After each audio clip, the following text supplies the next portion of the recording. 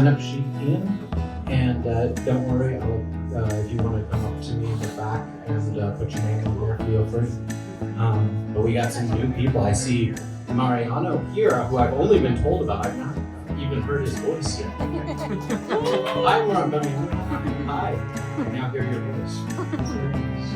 So lovely to see you all here. Thank you so much for coming out at 7:30 on a Tuesday.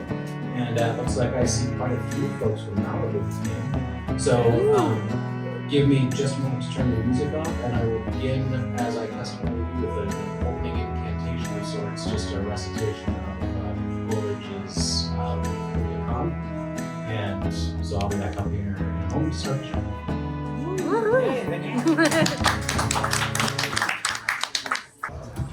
This is how I warm up the stage, and also it's my fancy way of saying testing. Which regulars will know that joke, but you guys don't.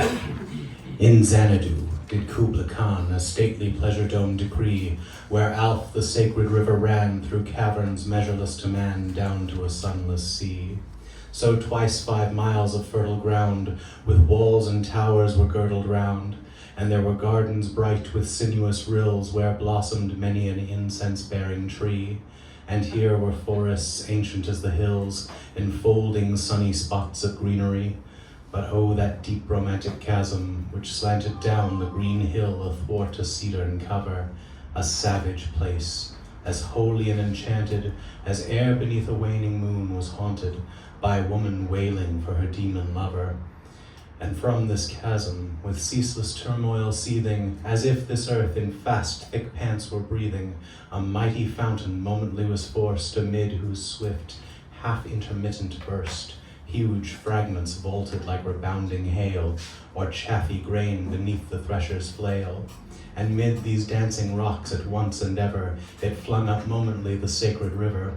5 miles meandering with a mazy motion through wood and dale, the sacred river ran, then reached the chasms measureless to man, and sank in tumult to a lifeless ocean. And mid this tumult, Kubla heard from far ancestral voices prophesying war.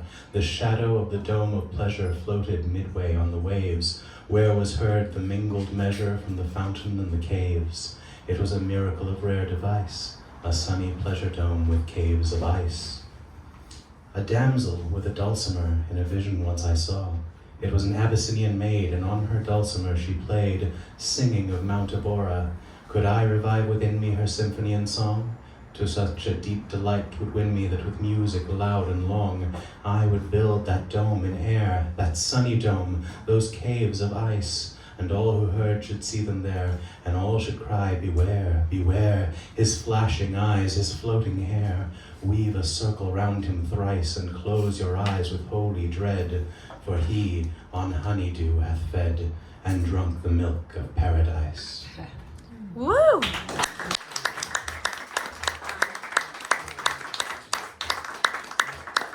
So the stage is warm, the mic is warm, and you can, and no one technically has to be first, because I was first. Ladies and gentlemen, and fey creatures between worlds, this is Nathan Hassall, who, of course, as I have told everybody within the last week, is the Poet Laureate of Malibu. I thank you for coming. I thank you for inviting me to the last show that you did, where I met some of the crew who has followed you. Thank you for drawing them over here, and I hope to hear more talent coming from Malibu, because you guys are wonderful over there. So come down here, share with us. Nathan Hassall, everyone.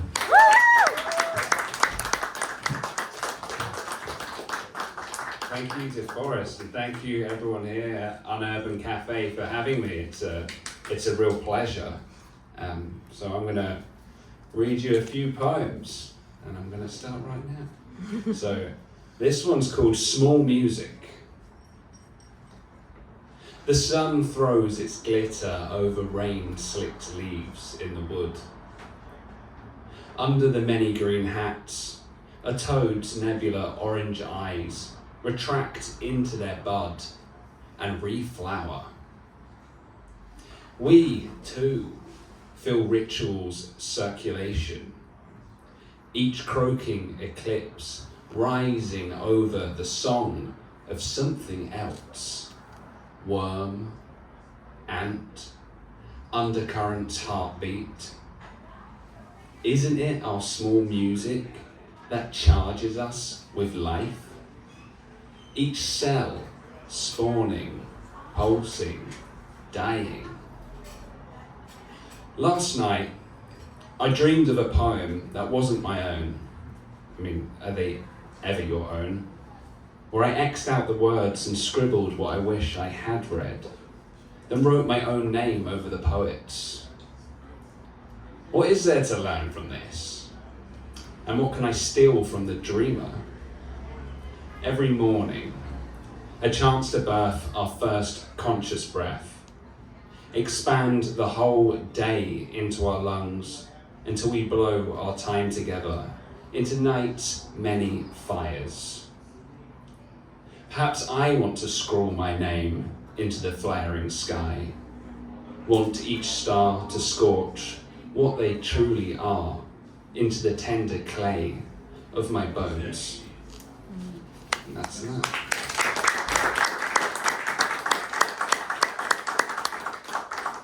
Thank you. If you like, you can wait till the end of the performance for the applause and booing and anything else you want to do. Can we do pretentious poet snaps? You can do that if you like. You can say,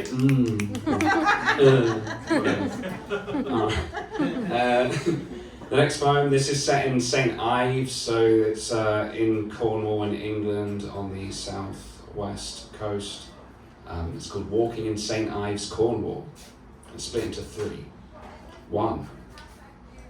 From a granite wall on the pathway, from beach to cliff, the unlikely burst of a succulent spreading its green face into the salted air. My dad swings his arms up the steep hill, flinches at the shriek of a gull, fighting another for the vinegar residue stuck to the inner foil of a crisp packet. Above the sea, the sun folds behind the clouds. The reflected steeple of an old stone church ripples me open. 2. The beach, mostly beige, is slightly blackened by the slick of tar, as if an eternal silence rests on its freckled skin.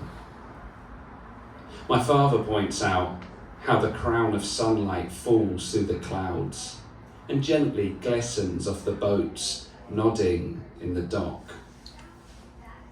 It looks like the flickering nightlight you had as a child, he says. A desperation of rain. 3. Blossoms in the sky. Streams onto our scalps, flower stem after flower stem. I wonder if the ocean feels itself getting wetter as it breaks into circles. We stand near the cliff edge and watch a pool form on the path below. What do you think we're more like? He asks. Salt or water? Wind throws its arm of wet thorns into us. I want to say neither, them both. But he continues. Come on now, son. A wave bites into the cliff. We should turn back. A rock falls into the sea. Another follows close behind. Thank you. Right. You can stand up and dance if you like.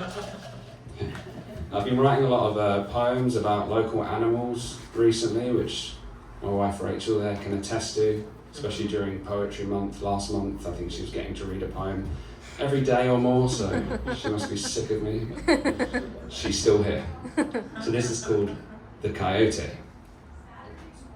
At last, the stem breaks from its seed, snakes through moisture, root, fungus, snail, starving for sweet, serenading light, to maple it stretching until it cracks open the soil. But time has other ideas, throwing on its dark blue robes and rolling a severed head moon. I tread slowly against a leaf, into the sound of a struck bell pulsing tree to tree. But there's something else too, over there, in the dark, scratching, snarling, sniffing. Notice how moonlight apprehends her, sinking like a guillotine into a rabbit's neck. Yeah. I think we should just allow the applause if it's going to happen. Poets don't listen. No, it's great. Thank you. The next poem, it's more of an imaginative journey, I'd say. It's called Magician of the Cut Glass Colt. Men stand outside the house, glass raining into their singing throats. It all started with a word, a cross, heavy-mouthed, slung up a tree, hanging by its wooden tongue. Whatever god steps in their path, I'm told, will have nails drummed through bone. I'm covered in the that which cannot be known of water, its thirst a lost name clotting against my teeth. Under me, soil clumped and seedless, begging something, anything, to grow in it. Still I praise the garden for dying, praise the ochre sap sloping down the eucalyptus, praise each time my belly is fat with bread and honey, surrounded by family's laughter. Perhaps it was the glass that smashed on the peripheries of this vision that ripped my eyes awake, the bone-hued tyrant of the night sky launching a wave into my socket. I throw open the front door. The men pour in, singing the songs of prophets in tongues of light. The spark in the hearth leaps to their mouths. I offer them to sit. We eat roast potatoes, drink wine. I say nothing. They, trading with their insider news, gesture towards the Bible on the coffee table. By dessert, they sing again until the ceiling crashes open. Fire and rain bullet the earth. A shard lodges my throat, stemming a syllable that blossoms into a mirror. Inside it, particle by particle, I am cut into almost nothing. Almost, I am singing. Almost, the cross drips of my tongue. They stare at me, these men, sing louder, move closer. A wing drapes my shoulder. We are not the killer of gods, one says, dragging me over the hill. Thank you.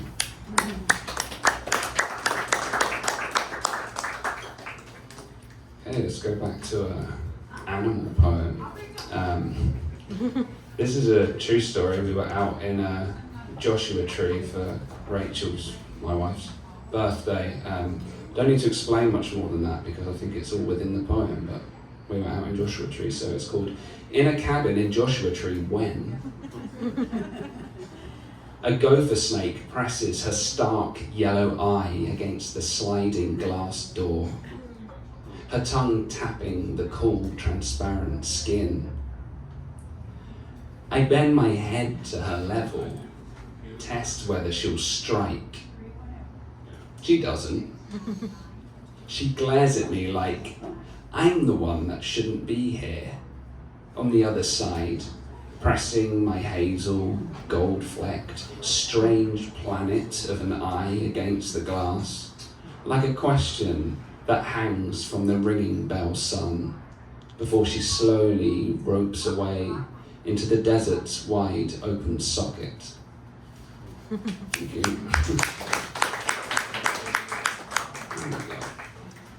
Got about 3 more. That's good. Yeah. All right. You have 24 hours. I'll have to improvise afterwards. Could get scary. All right. This next one's called The Nectarine. We're moving from animals to fruit. Watch how the nectarine rolls its shadow across the table throughout the day, pregnant with the juice of life, drawing all attention to its center. Breath, light. Its soft, wet fragrance stems upon the nose like a curtain. It's times like these that life is a night sky dripping with jewels, spreading through my heart like a death. Isn't that exactly what death is? A spreading? When the nectarine's soaking flesh is churned by teeth and tongue, slips down the well of my body, it too learns to transform into what devoured it. Once I wipe its sweet raindrop off my chin and bury its pit carefully in the soil, it becomes a different type of treasure, a secret waiting to reveal itself. Over time, it stretches its mysterious hand towards the sun and feasts again.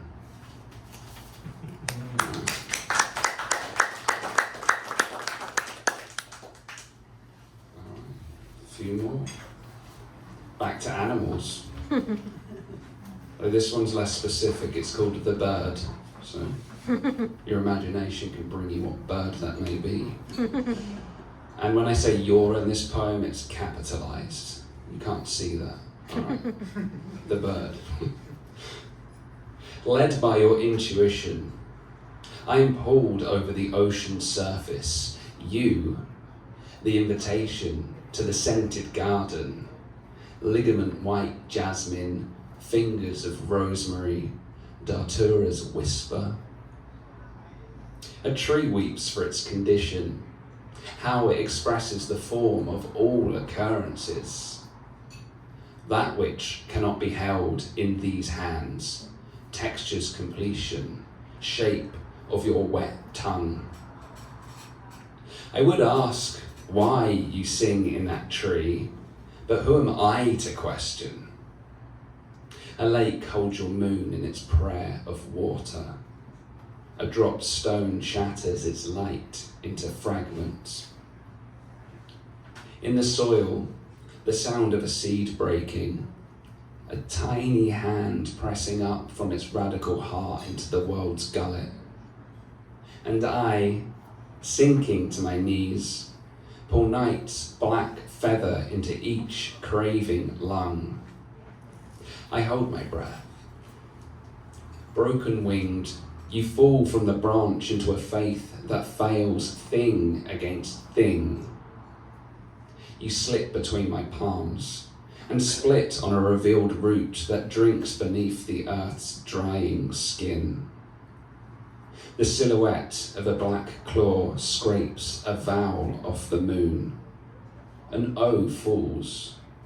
You fly through the soul of things.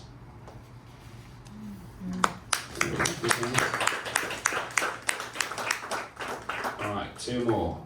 One short, one slightly longer. Rachel, I'm sorry if this is embarrassing, but this one's written for you about Poetry Month, and it's called Poetry Month for all the listening you're doing and filming. So Poetry Month for Rachel. In the garden, jagged leaves clutch a stem I slice, trumpeting a daffodil to earth. Before long, night's soft lips brush my forehead. I slip into bed with you and flood with love's verse. Through the window, a crystal owl fractures into a rainbow of harps. She carries into us like a melody. All right. mandatory applause from the wife on that one. I loved it.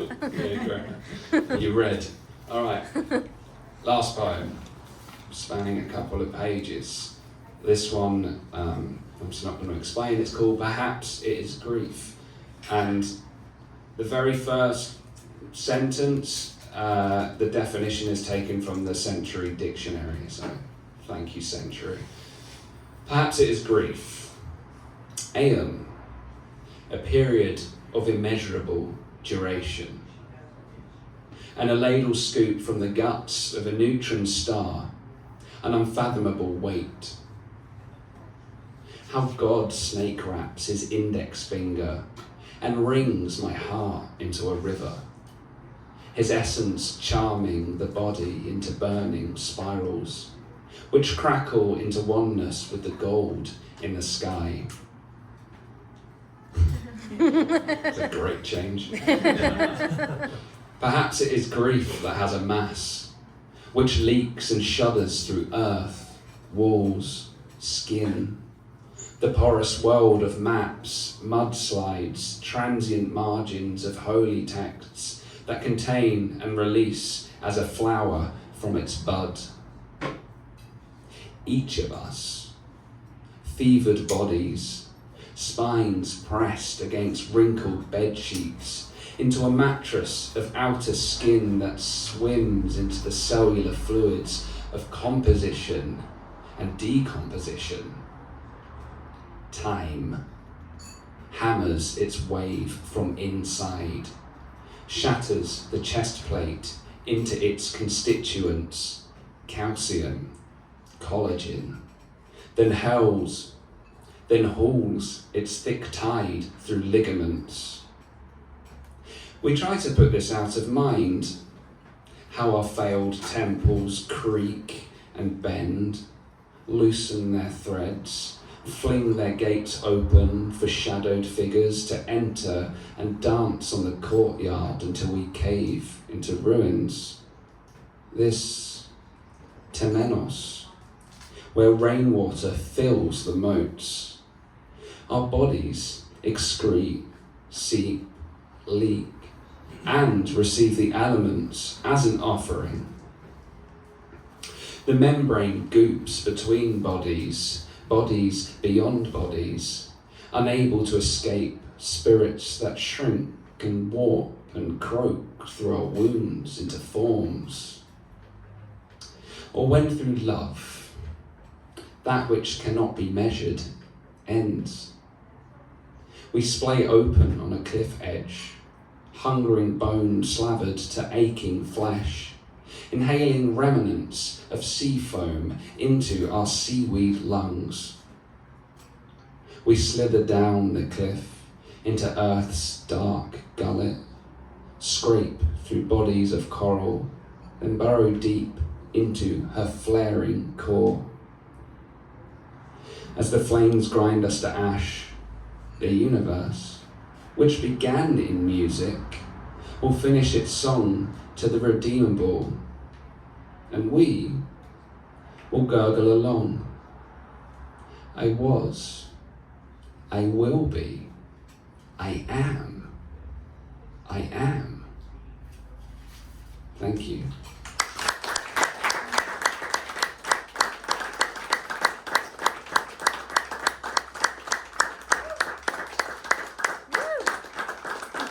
Thank you very much. I should probably have said it before that poem. It's soon to be published in the Dewdrop, so I want to give them credit when this comes out. But thank you everyone for listening. My name's Nathan. I have a poetry mailing list that I'd like to put some of you on. If you are interested, I'll talk to you afterwards. Can't wait to hear everyone else's poems, and thank you for having me.